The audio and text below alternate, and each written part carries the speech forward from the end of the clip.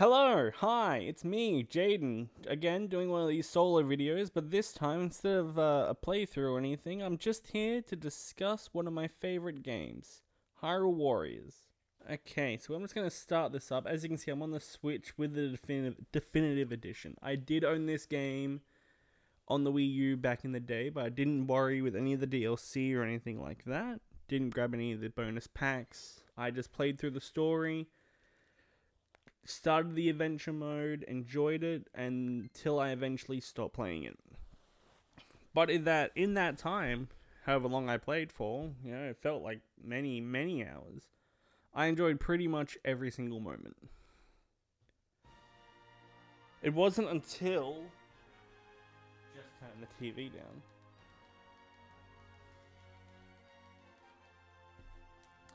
Wasn't until early this year that I grabbed it on the Switch. Finally, after all these years, jumping back into it. I was very skeptical about buying it on the Switch because I bought it on the DS and didn't touch it at all. I knew there was more content there, I just didn't really care. Which is funny to say because I really enjoyed the initial release. Anyway, I have it on the Switch, and I bought it, as I said, early this year, and it has quickly become one of my favorite games again. And it really, this version showed me why I enjoyed the game back in 2015? Yeah, 2015, I think that's when it came out. Back in 2015, and it shows me why I fell in love with the Zelda series. Or at least solidified. It shows me why it solidified my love for the Zelda series. If you go back and look at the original release, the My Fairy aspect was not there before. We'll talk about that in a bit later. I don't really have a whole lot to say about it. Actually, yeah, let's talk about the My Fairy in a bit. My Fairy, let's talk about that bit now. Because there's not, as I said, not a whole lot to say about it. I have put only 40 hours in, but it honestly felt like I've put no, I've honestly felt like I've put so much more than that in the game. See, the rest of my Switch games, I don't really have a whole lot. Pokemon and Zelda are pretty much the only ones up there. And Animal Crossing. Wow, I've put more hours into Animal Crossing than I have this game, yet I feel like I've accomplished more in this game than I have in Animal Crossing. Anyway, we'll quickly go over this My Fairy bit, and then later on when we play a bit, it'll make more sense. And the fairy, though, you feed it food, you dress it up in the different outfits that you obtain through the game. Yeah, the bottoms as well. We have the aura? Yeah. The top part.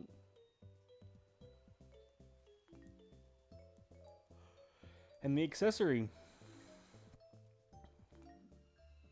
And then she can go to the school, and if you see, she can go to school and they can learn different abilities for you to use during the gameplay.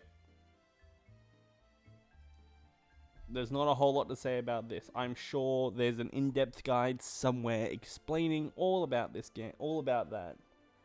But for me, I unlocked it about 33 hours in, 35 hours into the game, so I haven't really used much of it. The story mode, so the story mode, as you can see here, you start off with playing as Link, and then the big bad, her name's Sia, she's that lady there. She splits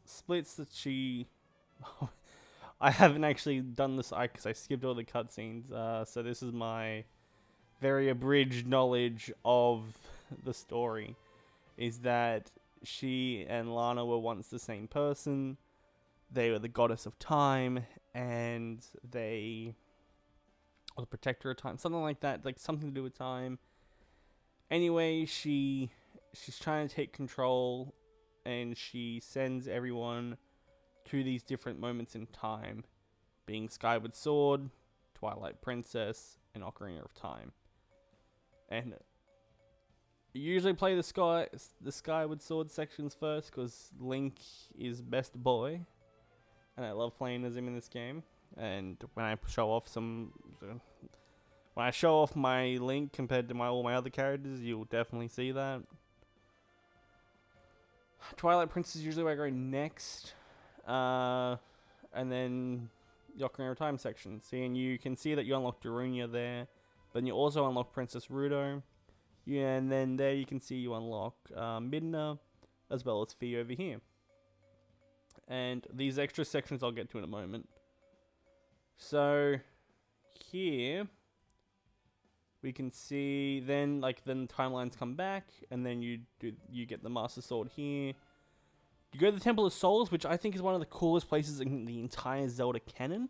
It's almost like a big crossroads with all the timelines, because there's statues of Toon Link, statues of Wolf Link. You see Young Link, Skyward Sword Link. Like it's so cool to look at.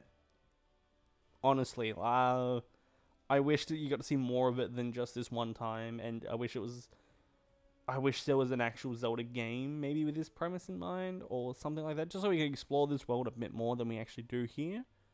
But I understand the company Toei, they do an amazing job with what they do, and I'm so glad this game exists. Here we go. You defeat Seer here, and then when you all think it's well and done, see, you've done all this, and you're like, okay, cool, wrapped up the story. You actually unlock playing as Ganondorf. And then you play as Ganondorf, and you then take down Zelda and Link, and you get their piece of the Triforce. And then you finally finish off by coming back as Link and saving the day. Yeah. So, I thought that was really cool, seeing Ganondorf with the full Triforce, and I don't know, it just, as a Zelda fan now, I love it a lot more than what I did 5 years ago when I first started playing in the Zelda series. And then this section, this Linkle Tale, this was added in the in Legends, so in the DS port. I didn't play much of it. I think I only started playing the Skyward Sword sections. And I think I died, and then I turned it off, and I never turned it back on. So I don't know how much of this is actually new. I know all the Linkle sections were in the Legends and added in Legends, but I don't know, because if you can see here, you play as Seer. You have Seer's Tale, and I don't know if Seer's Tale was actually added in Legends or if this was added into the Definitive Edition. Either way, honestly, playing on the Switch is probably your best way, in my opinion, to play. And the Seer's Tale, you actually see Seer's Tale. You see what she was doing during these events in the story. I've almost finished that, and then once I've finished that, and I don't have it unlocked yet, but it is Wind Waker story missions as well, and I'm very excited to get to those. There was a lot in this game, and I don't think, I'm pretty sure it got the praise it did, but I honestly think it's just kind of forgotten. I think a lot of people didn't get it because it wasn't, Zelda fans didn't get it because it was a Zelda game, because it wasn't really a Zelda game. And I know a lot of my friends, I'll have on, say, Link's Awakening, Breath of the Wild. I have had Twilight Princess on in the past, even Cadence of Hyrule. I've had these on, and the original. I was playing the original Zelda the other night. I've been doing a bit of different Zelda just so I can make this video as well. Anyway, so I feel like a lot of my friends, they've seen me play these other ones that aren't into Zelda.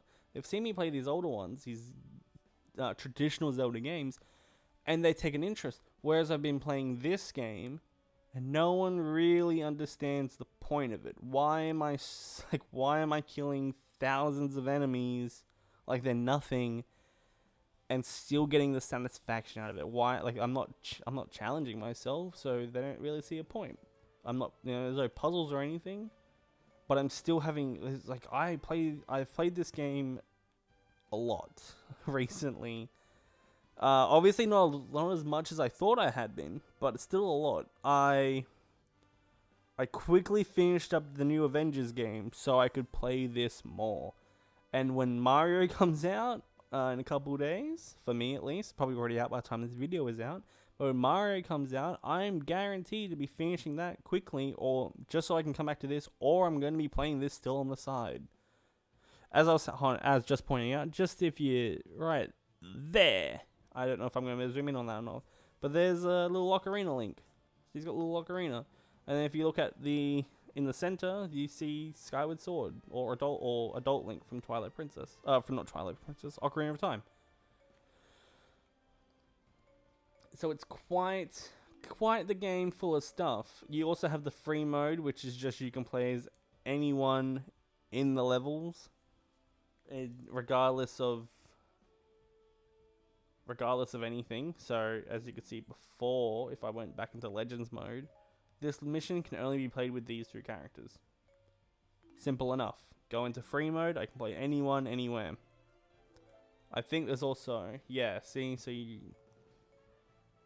yeah, my unlocks are still the same, so I can get those unlocks out of anyone.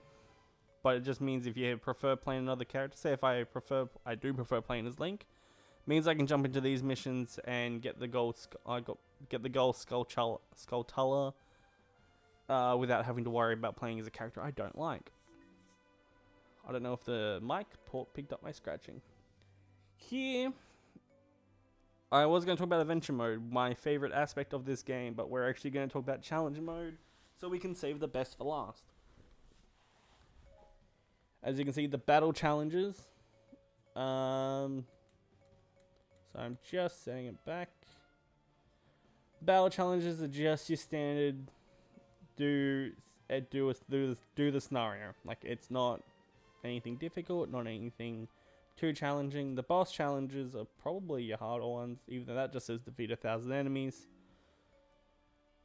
This wasn't in the base game as far as I know, but this is fantastic. Oh my god. When I found this when I was just like going through the menus one day, I was very excited. Hamish came over like 2 days later, and I was like, "You've got to see this." And as May has already caught on, I'm playing as the big bad of them all, the biggest bad of them all, Ganon. Not Ganondorf, actual Ganon. And this blew my mind when I first saw this. It's not even like I'm sure like a lot of people are like, oh, it's not that amazing. Like, no, but for a Zelda game to be letting you play as Ganon like this, that's crazy. Wow.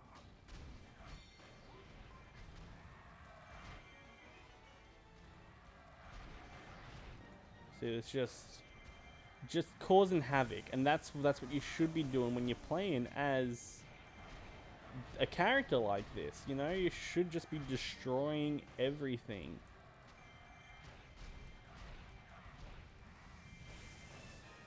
I think our goal here is to defeat 5,000 enemies, and as you can see, I'm already up to 1,700.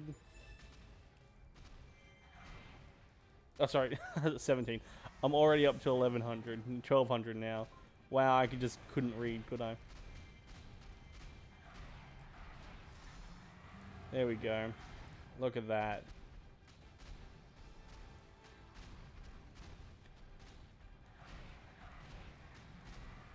Alright. I think I'm just gonna skip ahead here. Just realized I was picking up some stuff in that mission, and I wanted to get it. Oh, about 5 minutes past. That's cool. Hell yeah. I did good, guys. Anyway, yeah, so we are picking up weapons and stuff, as you would have seen from the little bit of gameplay that you did see, and materials. I'll get to those in a little bit, just in like a little moment.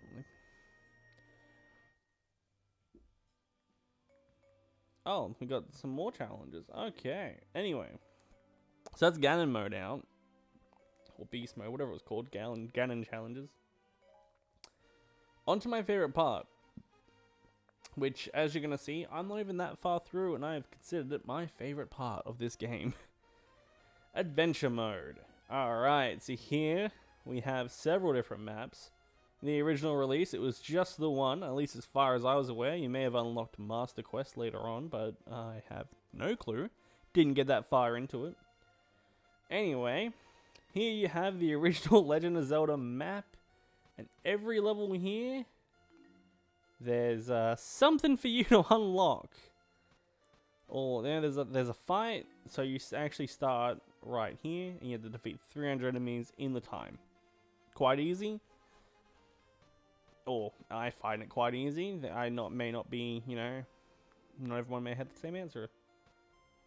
So you play through, and there's secrets around. So just here, not sure, but so we'll just use a compass.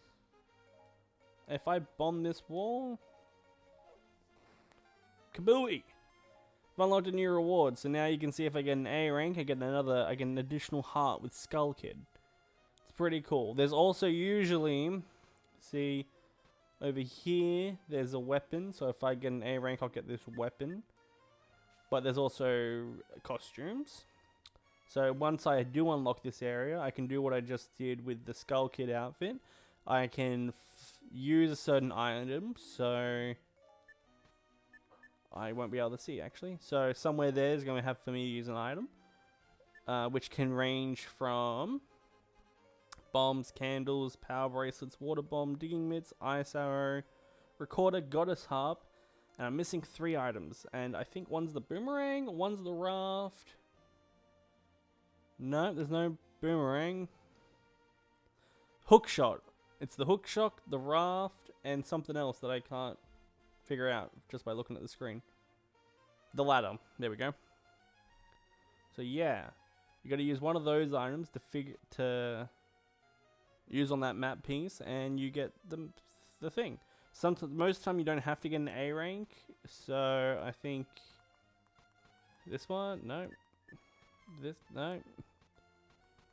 Alright, well, some of them are tied to just battle victory. It looks like all the weapons are tied to usually A ranks. This one over here? No, this one's A rank as well. Dang. Anyway, I have been having a lot of fun just going through these maps and just doing the different challenges. So this one's a quiz, so I just gotta, there's 3 different sections, I gotta kill the right thing on the right time. What's this one? This one's gonna be all attacks are devastating, so you pretty much kill everything in one hit, and everything kills you in, I think, 1 or 2. This one, as you can see, it's limited to Ganondorf, which means I can only play as Ganondorf, if that wasn't clear enough. And I need a C or an A. I need a C rank to go left and straight up, or an A rank to go right. This game is full of challenges. It's full of different stuff to do. The different... Yes, it all ties down to be exactly the same. But when you have to change your characters up... I usually play as Link. Just your standard Link in this game. But there are plenty of other options to go with. I will also just show off the other map. So this one's the Great Sea, so based off Wind Waker. I'm getting there with this one. I'm nearly done. See, I'm just over here doing this. This one's limited to Link, so I'm going to have a jolly good time doing this one. Because I just wreck. This one's tied to Agatha, though. Many of you will be like, who's Agatha? I definitely know I've showed this game off to people, and Agatha's pretty much the only, like, even some of the hardcore people that they'll look and be like, who's that? Who is that person? The only reason most people can realize what game she's from is because of her placement in the character roster, which you'll see in a second. But same premise here is that you have all these different items and you have to use them throughout the maps. So, for example, I will just show off that the salvage arm is used on those green parts in the water, similar to right there. So when I go into this next mission, I can actually see it from here. Just on the right there, that's where I'll use the salvage arm. I think it's very cool, very interesting. And even parts I'm not unaware of yet. So there's 2 sections here. See this? I use the compass to figure out what I have to hit. I got 2 parts. So I need to figure out. I think that bottom one's a button, which will be the hammer, which I'm close to unlocking. Don't know about that top one though.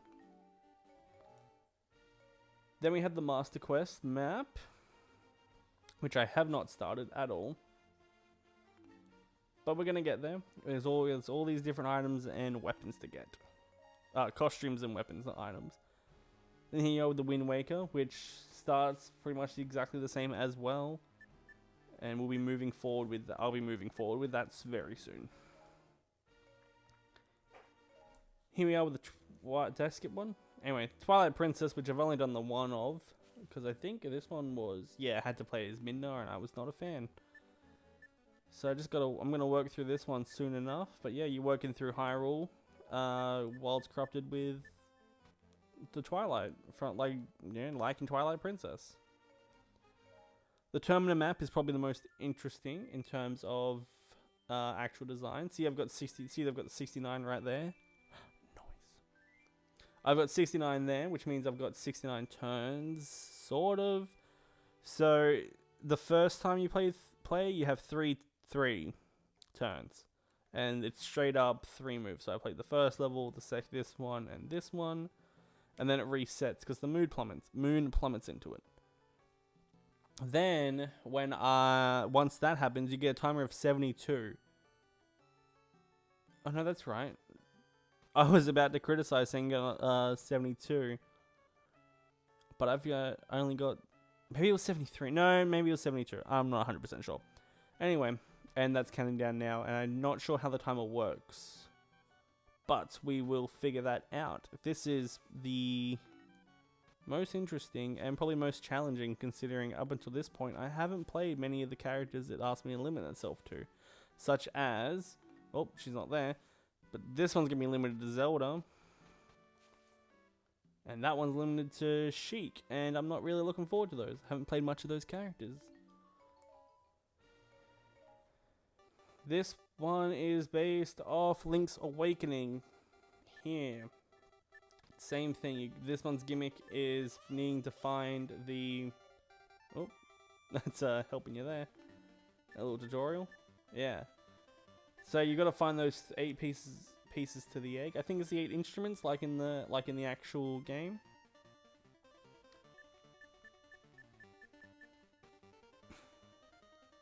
But yeah, haven't done much of that, but I will get to that one as well.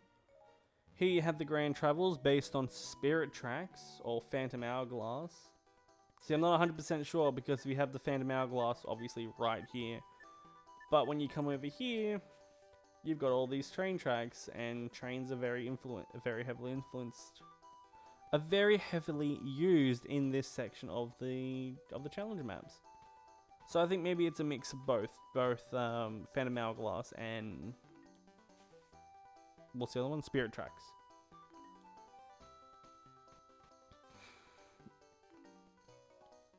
And then onto the final challenge map, which I think is the hardest, or either one of these two are the hardest. Well, it's based off Link Between Worlds, and where is my final character rests in this game? Just there. Yuga is in this section of the map. I haven't done it. It's part of the hard, so I'm not too keen on starting it. I did it to unlock Ravio. You're already getting a little sprinkle of who's in the game. So I've already done it to unlock Ravio, but I need to keep playing to unlock my final character. Let's just go over here, and we're just going to go do this first mission, just while I go through the characters. What a selection, right? What a way to encapsulate the history of Zelda in this game, even with their own unique characters.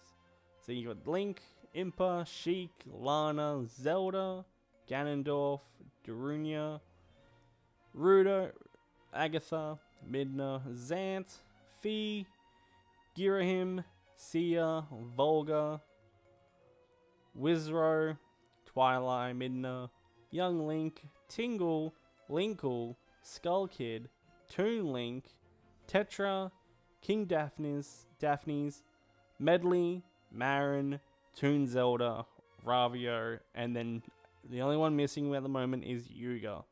And this is it for the game, which is a fair bit for a Zelda game. Thinking back, like when you asked to list Zelda characters, I wonder how many people would actually list these characters, that aren't hardcore fans. Many being originals for the game, such as Lana and Sia. I'm pretty sure Volga's based off lore in the actual game. I'm not sure if he's... No, he's definitely original to the game, yeah. Wizro also being based off lore in the game as well. Even in his... one of his costumes, it references back to the original Wizro in Zelda 1.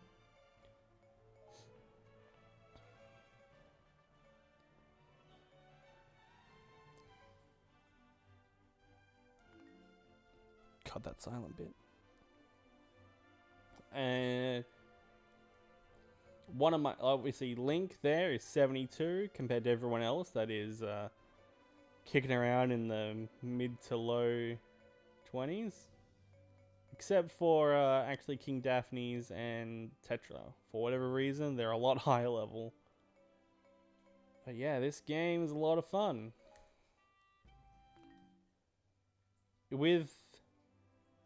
Cut that. Yeah.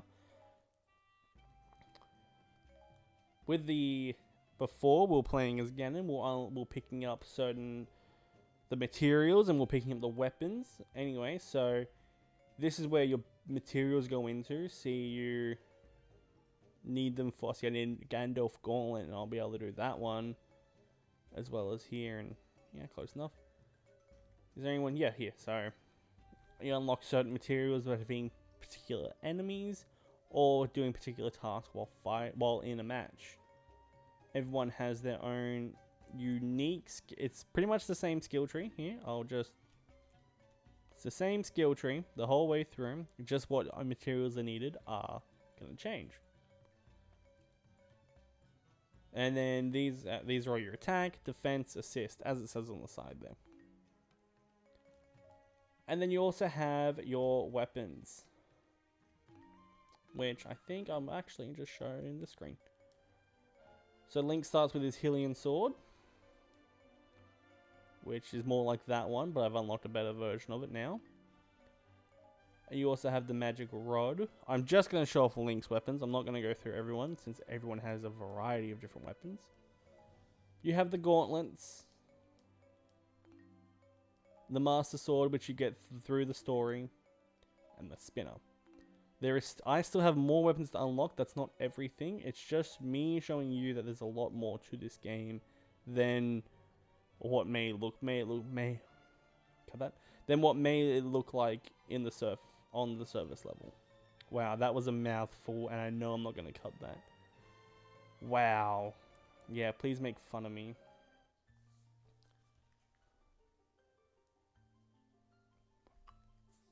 Basically, what I wanted to show off with this game right now, while I have the house to myself, so I'm able to record freely, is that mid last week, they announced a prequel to Breath of the Wild named Breath of the Wild. No, it wasn't named that. It was called Hyrule Warriors: Age of Calamity. And everyone got excited because it's continuing the story, or expanding the story, of Hyrule Warriors. Jesus, so many things wrong with that. It's expanding the story of Breath of the Wild in the style of Hyrule Warriors.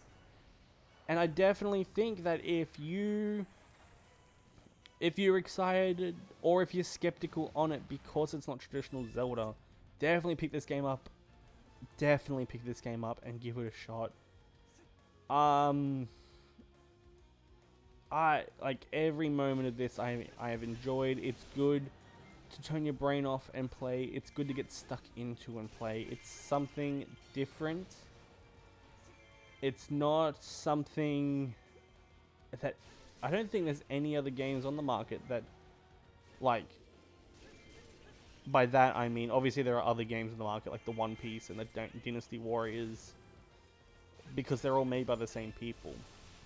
But there's no other game very similar made by someone else that are like this, and they have a lot of love put into them.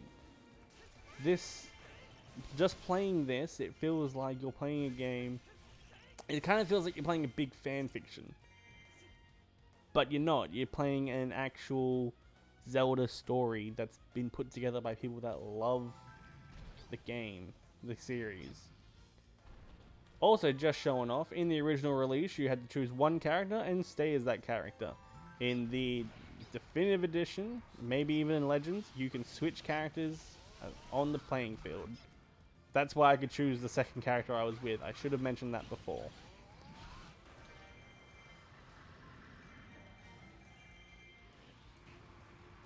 There we go. See? It's a lot of fun.